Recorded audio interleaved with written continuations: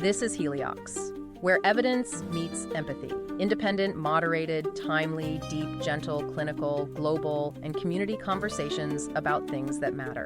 Breathe easy, we go deep and lightly surface the big ideas.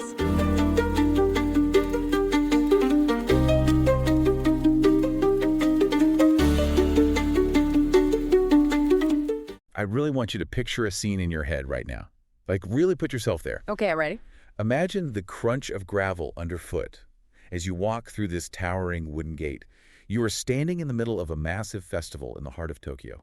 Oh, wow, yeah. That is quite a visual. Right. And the air is incredibly thick. It's this intoxicating mix of burning cedar incense and the sweet smoke from nearby food stalls grilling yakitori. Oh, I can literally smell it just talking about it. Exactly. And you can actually feel the rhythmic booming thud of these massive taiko drums vibrating right in your chest. It's such a visceral experience. It really is. And all around you, thousands, maybe tens of thousands of people are moving in this synchronized, almost chital rhythm. Yeah, that collective movement is mesmerizing. They step up to a beautifully ornate wooden altar, toss a coin into a slatted offering box, bow deeply twice, clap their hands together twice, the sound echoing sharply through the courtyard, and then they bow one last time. Which is just deeply, profoundly sacred. Right. Ancient rituals in full swing. It feels breathtaking. Yeah. But here is the catch. Okay, hit me. Imagine you have a clipboard, and you decide to weave through this immense crowd, tapping people on the shoulder right as they finish their prayers. Right. And you ask them a very simple question. Excuse me, what religion are you? Ah, yes. The big question. According to the data we're looking at today, almost half of those people are going to shrug, look at you like you just asked them what color the wind is, and say, oh, me, I'm not religious. Which is just an entirely jarring reality for anyone raised in the West. I mean, it makes zero sense on the surface. No, it really doesn't. You're looking at a crowd performing unmistakable religious acts, engaging with the divine, and yet they are firmly just completely rejecting the religious label. It's a paradox. It really makes you question the very definition of the words we use. And honestly, it is the absolute heart of our deep dive today. I am so excited to get into this one. Me too. So for you listening, we are looking at a fascinating brand new piece of research. It's a 2024 paper titled Japan's Religions: Ambiguous Boundaries of Religious Belief, Behavior, and Belonging in Japan. And we should say right up front, what makes this deep dive so compelling is that we aren't just looking at, like, anecdotal guesswork. Right, or cultural stereotypes. Exactly. This is based entirely on a highly accurate, nationally representative postal survey from early 2024. And we really need to pause and emphasize how rare this data set is. Oh, absolutely. The researchers achieved an astonishing 78.9% response rate. Okay, I literally had to read that statistic twice when I saw it. I know, right? Almost an 80% response rate. I mean, who even owns stamps anymore? How do you get that many people to reply to anything? Well, it speaks to a very specific polling culture in Japan, but also, to the rigorous methodology of the researchers. What do they do differently? They used Japan's basic resident registry, so it's this highly accurate municipal tracking system, and they used it to send out physical mail-in surveys. Oh, wow. Physical mail. Yeah. In the modern polling world, especially in the West, getting like a 5% response rate on an internet poll is a minor miracle. Oh, totally. We ignore those emails all the time. Right. And the problem with internet opt-in polls is self-selection bias. Oh, like only the people with really strong opinions bother to click. Exactly. The people who choose to click on a survey about religion usually have very polarized feelings about it. That makes total sense. So by using a mail-in survey tied to the official census and getting almost 4,000 people to actually return it. Bypassing that whole weirdo bias. Exactly. They captured the quiet middle. So we're looking at a pristine mirror reflecting the actual lived reality of the Japanese public. And the data is matched perfectly to Japan's 2020 census data. It is bulletproof. Which is why the paradox it reveals is just so impossible to ignore. It really forces a perspective shift. Yeah, because if you grew up in a place where, I don't know, going to Sunday school or Friday prayers was the norm, your brain naturally wants to categorize the world in neat little boxes. Right, we love our boxes. But our mission today is to take that assumption. The idea that what you believe, what you call yourself, and what you do must all perfectly align and explore what happens when a society just completely uncouples them. Because the data shows that in Japan, those three things have almost nothing to do with each other. Okay, so to really understand why this matters and why it's so confusing to us at first, we kind of have to examine our own cultural blind spots. Right?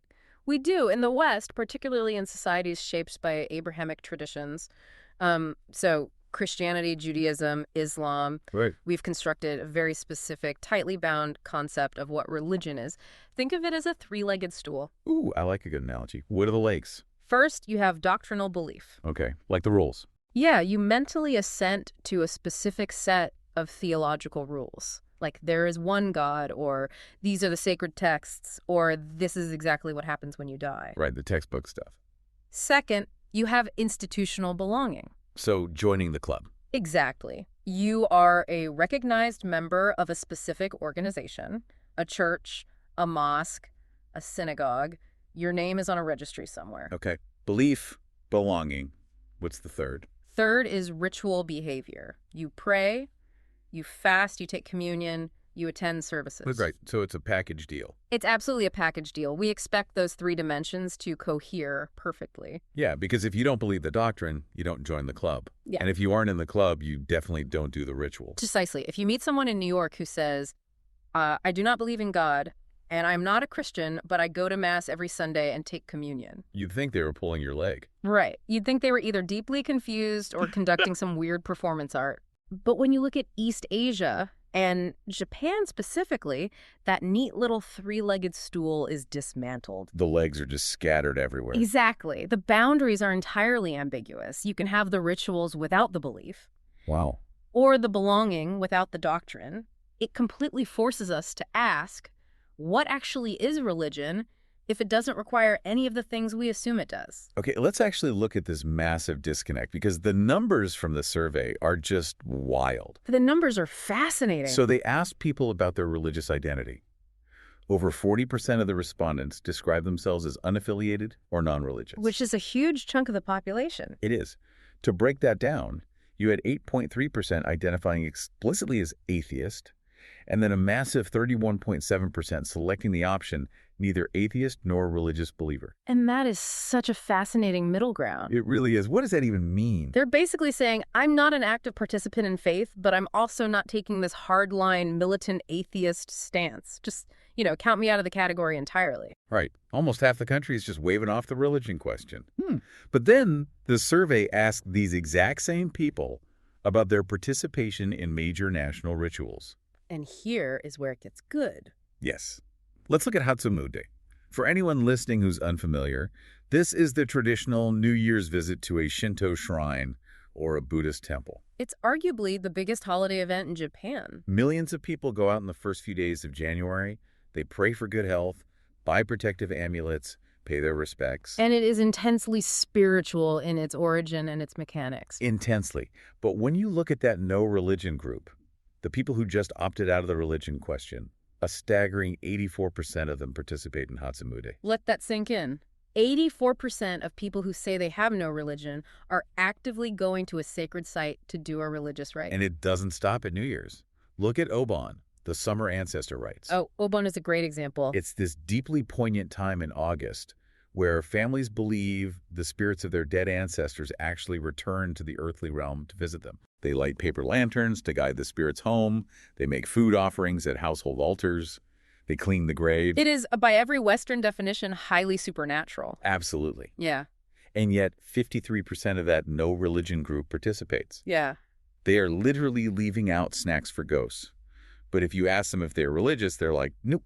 It is a remarkable cognitive dissonance if you're looking at it through a Western lens. Okay, but the statistic that genuinely stopped me in my tracks, the one that blew my mind, is about the Christians in Japan. Yes. The behavior of Japanese Christians in this data set is endlessly illuminating. Right.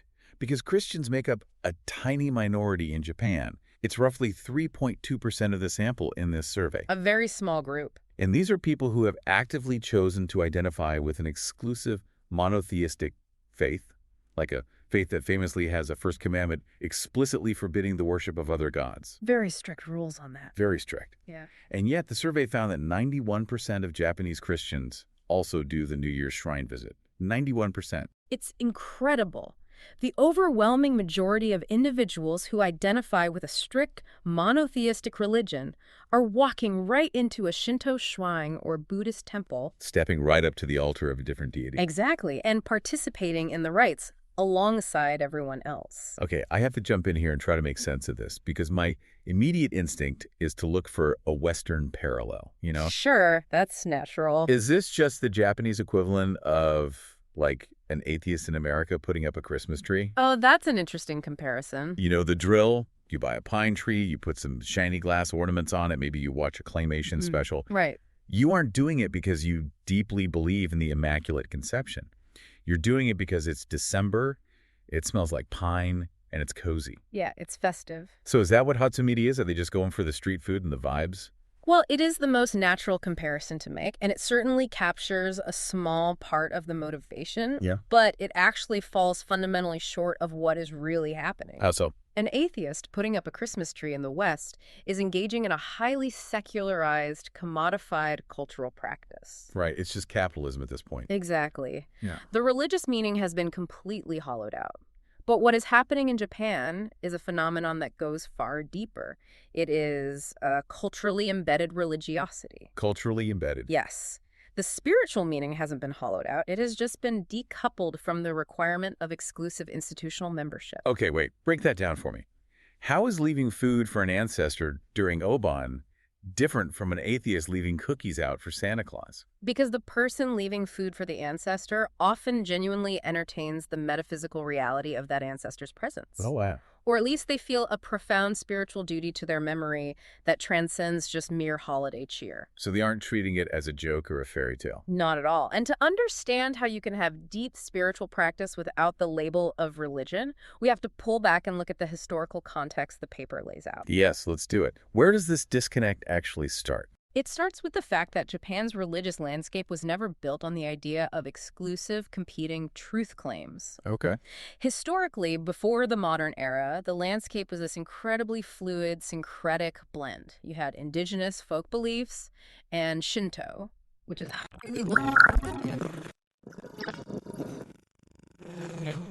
harvest. Then, around the 6th century, Buddhism was imported from the mainland via Korea and China. And Buddhism brings a totally different flavor. Right. It brought incredibly complex philosophical ideas about the afterlife, reincarnation, cosmic salvation. Then you fold in Confucianism and Taoism on top of that. So they didn't view these as rival sports teams where you had to get a jersey. Exactly. For centuries, they operated more like an open source operating system. Oh, I love that analogy. Yeah, they weren't proprietary software locking you out of other programs. Different applications handled different functions of life, but they all ran on the same cultural hard drive. So Shinto is one app, Buddhism is another. Right.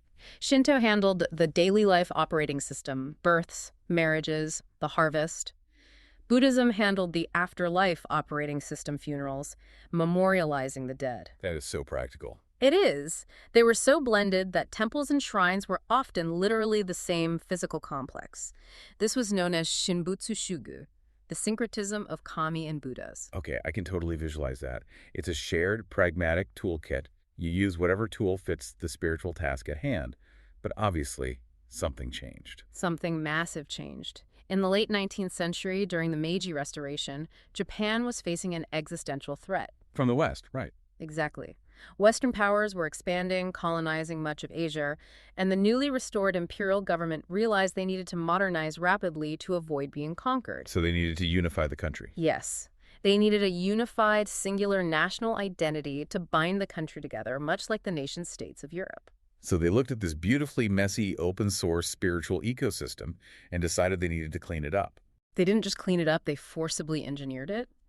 The government issued decrees artificially separating Shinto and Buddhism. Wow, just tearing them apart. Literally. They physically moved Buddhist statues out of Shinto shrines, and then they institutionalized something called state Shinto. State Shinto, okay. They took the indigenous rituals, stripped them of their chaotic local flavor, and turned them into a mandatory, centralized spiritual foundation for the entire nation.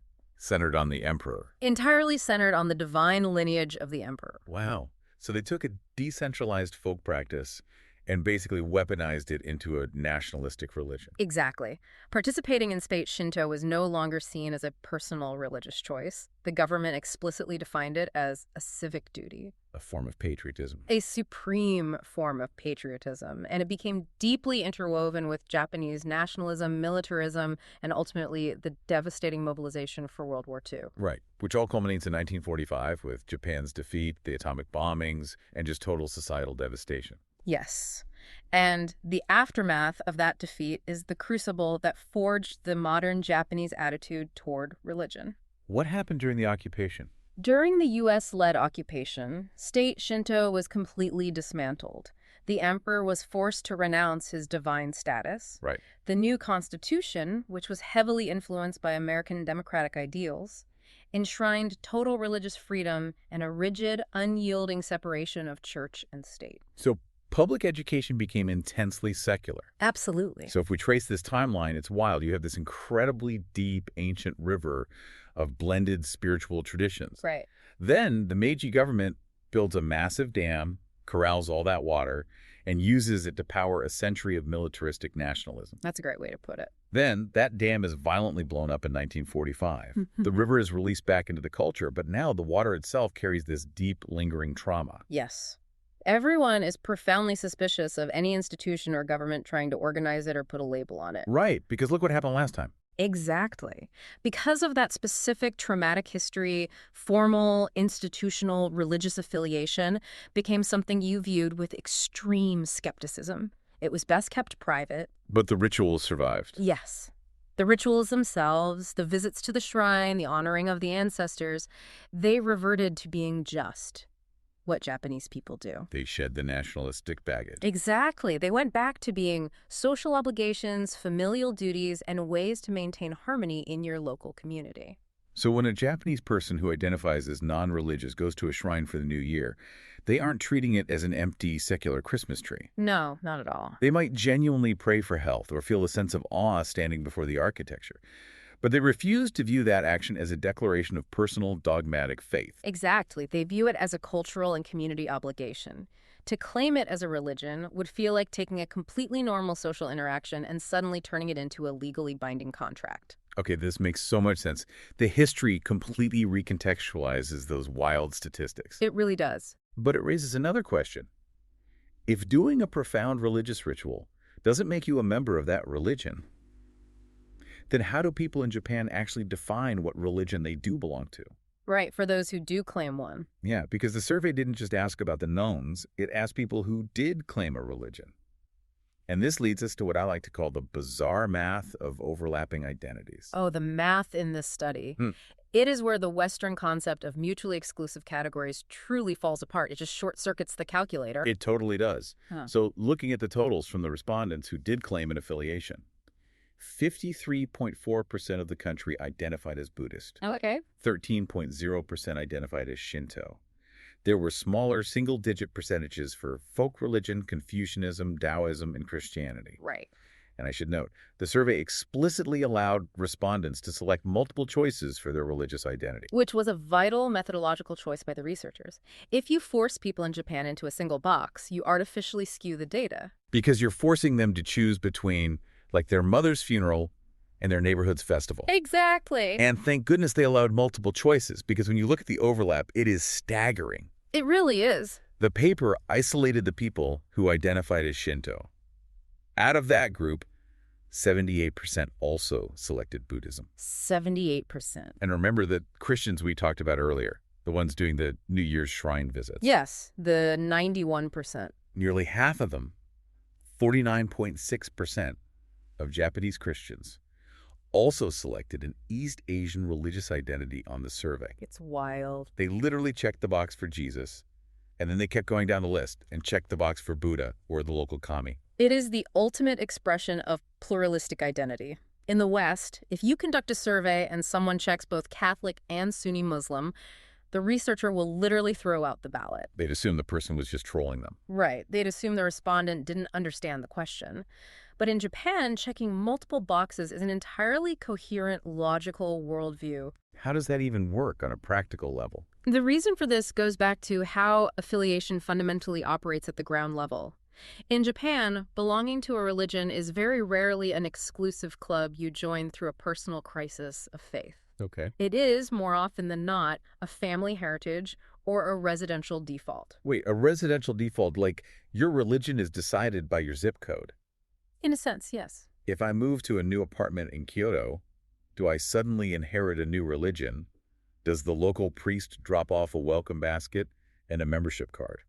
Well, it's much more implicit than a welcome basket, but the survey brings up two incredibly important Japanese terms that explain this perfectly: danka and ujiko. Okay, Danka and Yujiko. I don't speak Japanese, so what do those actually translate to in everyday practice? A danka is essentially a parishioner or a supporter of a specific Buddhist temple. An ujiko is a parishioner or a child of the deity of a specific Shinto shrine. Okay, that sounds like a normal membership. But you don't usually become an ujiko by walking into the shrine, reading a brochure, agreeing with the theology, and signing up. You don't? No, you are an ujiko simply because you live within the geographical boundary protected by that specific shrine's local deity, its kami.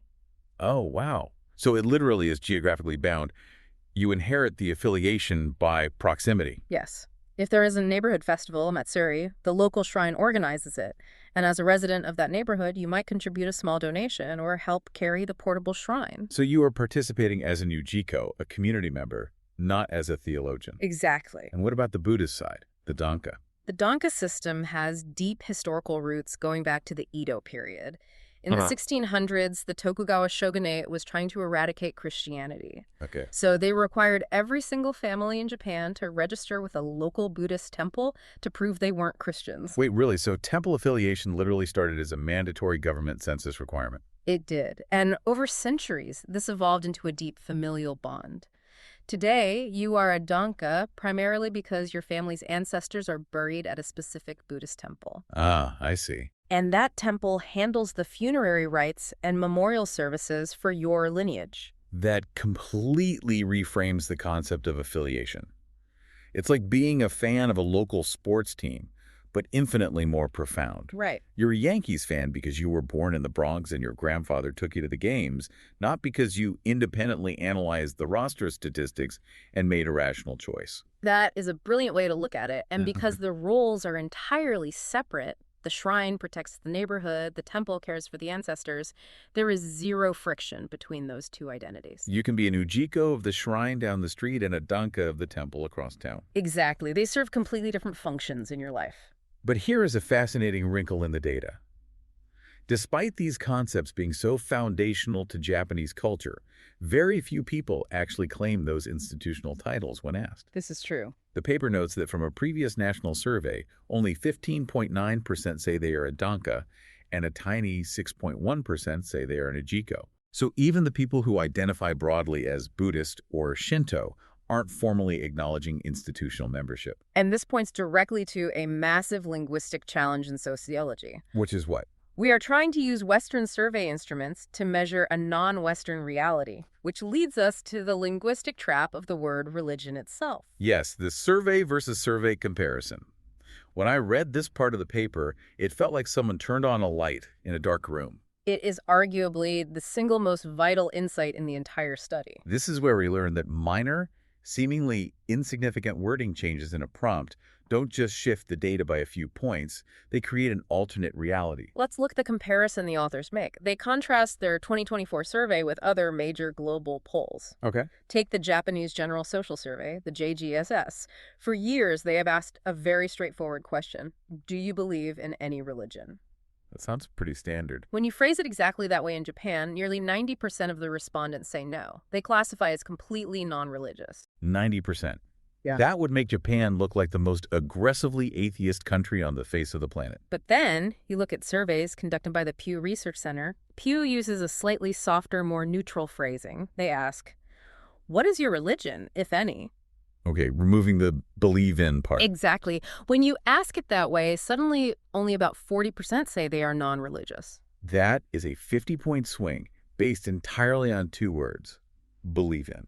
It's incredible. It's like if I ask someone, are you an elite competitive athlete? They'll probably say, absolutely not, I have a desk job. But if I ask, do you jog on the weekends? They'll say, oh yeah, I run 3 miles every Sunday. Exactly. It sounds like we aren't even measuring religion at all anymore. We're just measuring how much people dislike the word itself. You've hit the nail on the head. Yeah. And to understand why they dislike the word, we have to look at the Japanese word used for religion. Shukyo. What does that actually mean? It is a compound word. Shuki generally means sect or denomination, and kik means teaching or doctrine. But what is critical to understand is that shuki is not an ancient native concept. It is a neologism. A newly invented word. Right. It was popularized in the 19th century specifically as a translation tool to deal with Western diplomats and treaties that demanded freedom of religion. Oh, that is fascinating. So the Japanese had to invent a word that encapsulated the Western Abrahamic concept of exclusive, belief-centric faith. Exactly. So the word itself carries the DNA of Western exclusive doctrine. I see where this is going. Today, when a Japanese person hears the word shuki, they do not think of their gentle, everyday customs. They don't think of their grandmother lighting incense. What do they think of? Shukyu implies a rigid, organized, highly doctrinal, and often proselytizing group. It evokes Christianity, Islam, or, crucially in the modern Japanese context, new religious movements and cults. Right, and we have to acknowledge that the concept of cults carries immense visceral trauma in recent Japanese history. Absolutely. You have the Aum Shinrikyo Doomsday Cult, which perpetrated the horrific sarin gas attack on the Tokyo subway in 1995. Yes. And much more recently, you have the enormous, society-shaking political scandal surrounding the Unification Church, which came to light after the assassination of former Prime Minister Shinzo Abe.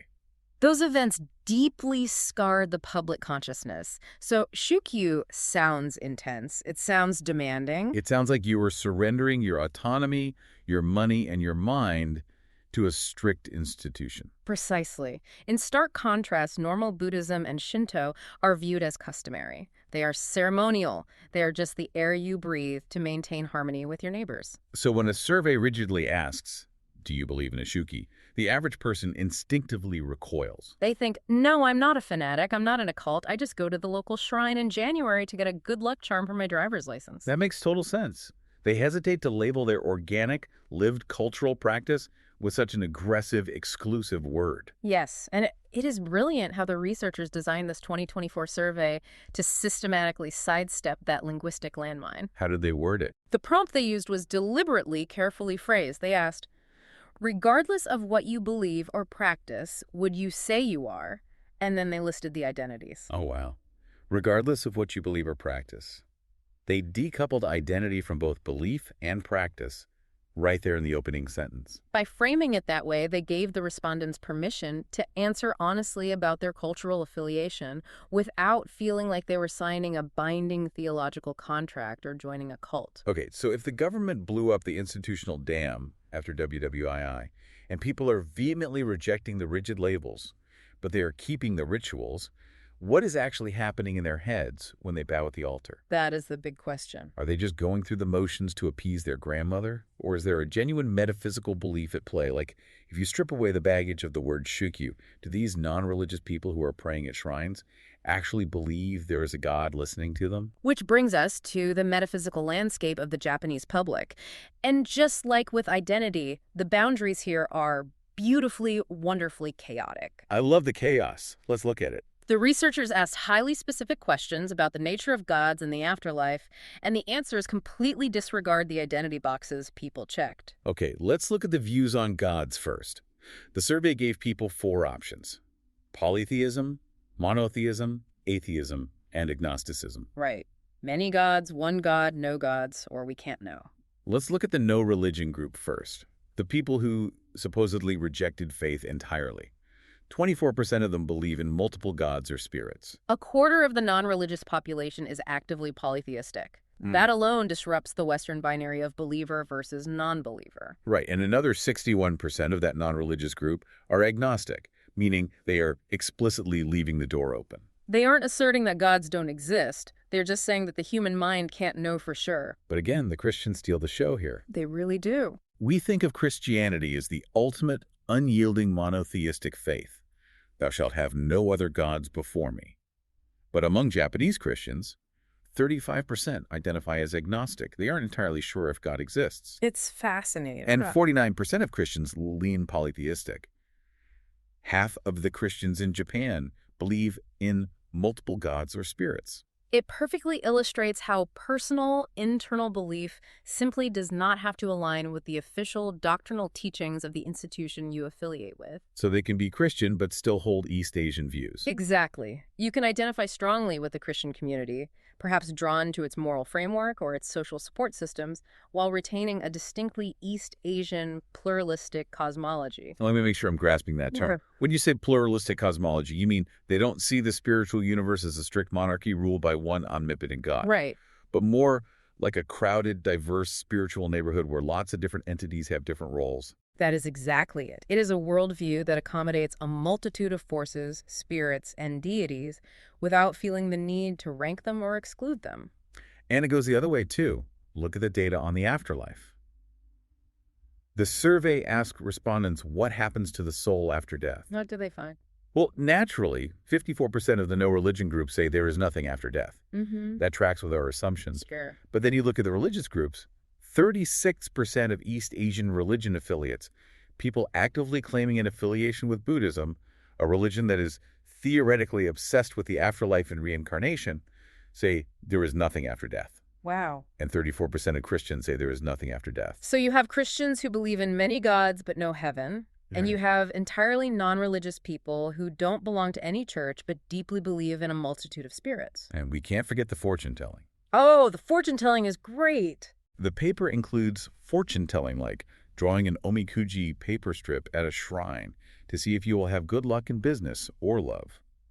While it's not strictly a religious doctrine, it's a deeply spiritually inflected cultural practice. Definitely. 63% of Christians do it, 58% of East Asian religion adherents do it, and 52% of the no-religion group does it. It's just a universal spiritual hum operating in the background of the culture, completely indifferent to formal theology. What does all this granular data actually tell us? It tells us that agnosticism, a comfortable uncertainty and polytheism, an openness to multiple spiritual realities, are the true underlying baselines of Japanese society. They just permeate everything. They are spread evenly across the board, completely regardless of which identity box someone checks on a piece of paper. The theology is wonderfully diffuse. Okay, here is where I really need you to help me connect the dots. Sure, what are you thinking? Because as I was reading this, I kept thinking about a very specific cultural trend happening right now here in the West.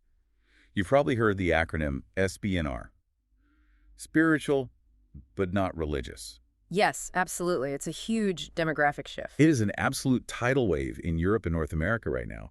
It's people doing goat yoga, buying amethyst crystals on Etsy, meditating with Himalayan singing bowls. Reading astrology charts. Right. They proudly say they are spiritual, but they absolutely loathe organized religion. Very true. So when I look at Japan, a country where millions of people reject the religion label but still believe in spirits, visit shrines, and read fortunes, I have to ask, is Japan just the ultimate SBNR society? Did they just beat us to the punch by a few centuries? It is a very tempting comparison to make. On paper, they look identical. Right. High rates of ritual and spiritual openness combined with low rates of institutional trust. Exactly. The authors of the paper address it directly because the parallels seem so obvious. But they make a crucial fundamental distinction. What's the distinction? The psychological mechanism driving Western SBNR and the psychological mechanism driving Japanese non-religion are actually polar opposites. Opposites. How can they be opposites? They look exactly the same from the outside. It's Yeah. rituals without institutions. They look similar, yes, but the core motivation is reversed. In the West, being spiritual but not religious is a highly individualistic choice. Oh, okay. It is an active, deliberate rebellion against the dominant institutional religion. A person raised in the West looks at the Catholic Church or whatever dominant institution they grew up around, and they decide they fundamentally disagree with the dogma or the history, and they walk away. But they still have a spiritual hunger. Right. So they act as an individual consumer, curating a bespoke, personalized spirituality. A little bit of mindfulness meditation here, some tarot cards there. Maybe a silent retreat. It is a pick-and-mix rebellion meant to express their unique individual self. Right. It's a profound statement of identity. It's saying, I am a sovereign individual, and my spirituality is completely unique to me. I reject the crowd. Exactly. Yeah. But in Japan, the non-religious identity isn't a rebellion at all. It is socially learned. It is culturally embedded. So they aren't rebelling. Not at all. When a Japanese person says they are non-religious but then goes to participate in the local Obon dance, they aren't actively trying to curate a personal, quirky, spiritual brand. They aren't trying to stand out. They're just doing what everyone else is doing. They're doing the exact opposite of rebelling. They are participating in the standard default cultural norms of their community. Those norms just happen to include gods, ancestral ghosts, and ancient rituals. Wow. They aren't running away from the institution to find themselves. They just don't recognize these daily acts of community participation as religion with a capital R. Oh, that is a massive paradigm-shifting distinction. It really is. The Western SBNR person is trying to stand out from the traditional crowd to assert their individuality. The Japanese non-religious person is just trying to blend in with the traditional crowd to maintain community harmony. Precisely. In Japan, there is a deep cultural premium placed on wa, or social harmony. Wow. Okay. For the Japanese respondent, performing the ritual is the norm, and checking the non-religious box is just the culturally agreed-upon way to describe someone who isn't a fanatic. That makes total sense. It reflects a form of non-affiliation that is grounded not in an individually articulated rebellious spirituality, but in a culturally framed understanding of what it means to be a good neighbor, a respectful family member, and a functional citizen. That is profound. Oh, It completely flips our understanding of global religious trends on its head. it does. Which brings us to the ultimate takeaway from this incredibly rich survey data. If you listening take nothing else away from this deep dive, let it be this. The binary of religious versus non-religious, the strict either category that we rely on so heavily in Western sociology, politics, and daily conversation, is an invention. Yes, a complete invention. It is a linguistic and conceptual straitjacket that completely fails to capture the layered, situational, and inherited reality of spirituality in a place like Japan. This research definitively demonstrates that belief, identity, and practice are uncoupled. They are independent variables. You can have the behavior without the identity. You can have the belief without the doctrine. It's just a beautiful, fluid ecosystem. It really is. But before we wrap this up, I know you had a thought about this that really spins this whole deep dive into a much bigger global perspective. It completely changes how we look at the future of the West. Yes, and this is something I really want everyone listening to sit with and mull over. Let's hear it. Sociologists, theologians, and cultural critics spend an enormous amount of time talking about how the West is rapidly secularizing. Right, the whole nons phenomenon here. We talk endlessly about how people are losing their religion, emptying the pews, and moving toward that a la carte, consumerist SBNR spirituality we just discussed. Yeah, and we almost always treat this as a modern symptom. We blame the internet age or late-stage capitalism or postmodern individualism. Exactly. We act like the West is inventing some brand new, unprecedented, slightly terrifying way to be human. We talk about the collapse of meaning and the rise of the spiritual consumer as if it's the end of an era. But looking closely at this Japanese data forces us to ask a really provocative question. What if the West isn't inventing something new at all? What do you mean? What if, as traditional institutions lose their grip, Western societies are actually just reverting to the East Asian model? Oh, wow. Reverting. Think about human history in the grandest scale. For the vast majority of human existence, spirituality looked exactly like Japan. Fluid and localized. Yes. It was localized, syncretic, tied to the land, and tied to your family. You honored the local spirits, you respected your ancestors, and you didn't have a rigid name for it. It was just life. Right, there wasn't a checkbox on a census for it. Exactly. What if a world where the sacred is just an unlabeled, everyday part of the community, where people mix and match rituals, where belief is fundamentally ambiguous and tied to local customs rather than rigid, exclusive doctrines? What if that is the actual historical default of human society? What if formal religion, with a capital R? Exactly. What if the kind of religion with exclusive membership lists, strict theological boundaries, mandatory dogmas, and the absolute demand that you cannot worship any other god, what if that was actually just a weird historical anomaly? That is wild to think about. An anomaly that arose in the Middle East a couple of thousand years ago, dominated the globe for a brief window, and is now simply slowly fading out, returning us to the baseline. That gives me literal chills. So we aren't spiraling into some post-religious dystopian future. We are just returning to the human baseline. Exactly. We're returning to the norm. We're all just going back to being Ujiko of our own little zip codes. We are shedding the rigid labels and returning to a messy, pluralistic neighborhood. It's a very comforting thought in a way. It is an incredible paradigm-shifting thought to end on. Thank you so much for taking this deep dive with us today and unpacking this incredible research. It was an absolute pleasure. As you go about the rest of your day, take a look at your own daily habits, the things you consider purely secular or just routine. I encourage you to look closely and ask yourself, what hidden rituals might you be practicing without even knowing it? Have a great one, everyone. Heliox is produced by Michelle Brucker and Scott Bleakley. It features reviews of emerging research and ideas from leading thinkers, curated under their creative direction with AI assistance for voice, imagery, and composition. Systemic voices and illustrative images of people are representative tools, not depictions of specific individuals. Thanks for listening today. 4 recurring narratives underlie every episode: boundary dissolution, adaptive complexity, embodied knowledge, and quantum-like uncertainty. These aren't just philosophical musings, but frameworks for understanding our modern world. We hope you continue exploring our other episodes, responding to the content, and checking out our related articles at helioxpodcast.substack.com.